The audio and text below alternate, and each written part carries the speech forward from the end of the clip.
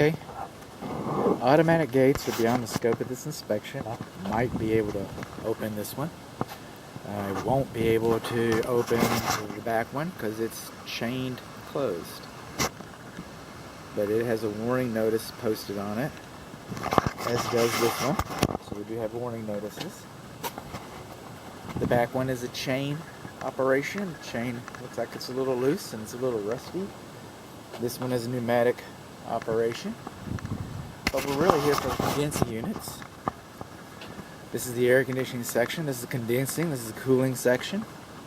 And what we have over here is we've got two Goodmans, and they're both 7 years old, and they're both SEER 13, and they both use the good refrigerant, the R410A.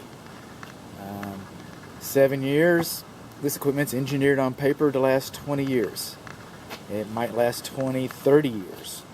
But Las Vegas is going to give you 14 years. It's about how long this equipment lasts. So it's about middle-aged for what anybody would expect it to do. Now the foundation pads are supposed to keep them a minimum of 3 inches above grade. And that's just not the case here. That's not the case here. The electric service disconnects are supposed to be behind them. Excuse me, they're not supposed to be behind them. Okay, they're supposed to be over to the side so you don't have to reach over the unit to get into it. You don't have to reach over the unit to get into it. So these are located in the wrong positions.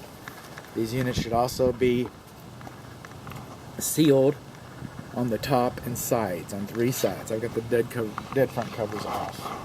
This is the R13 Sears. So what we have here also is 7 years ago. That was about cutting it, wasn't it? 2014. Okay, a year later, this foam wouldn't be acceptable. It's not acceptable by today's standards. It's not acceptable because it does this. It does this. This is why it's all coming apart. It's all coming apart here. Our coils are dirty. Coils are dirty. And then again, by today, these valve caps, right here, those 2 valve caps, okay, those are called Schrader valve caps. Good luck looking that up in the dictionary. But they're the refrigerant service valve ports. And those caps would be anti-theft today. They would be anti-theft. This is the 2-ton system. There's the data plate. I don't know what you're catching here. I've got a still image of it. And this is assumed to be upstairs. This is the assumed to be downstairs. It's a 4-ton system. It's a 4-ton system, and this is the data plate. I can see a little better here. And again, I captured a still image. And again, the coils are dirty. So that's what we got. Not really much to pick on except for the disconnects are located behind the units. I can pick on that, and the disconnect should have been sealed. I could have picked on that. You know, the condensing pads don't lift them 3 inches up off the ground. I can pick on that. The foam and the Schrader valve ports, I'm going to pick on that. The dirty coils, I'm going to pick on that and that. Well, one more thing. There's always one thing. On the roof, you see this little diverter up here? Okay, that's to keep the water, supposedly, from crashing down on your condensing unit.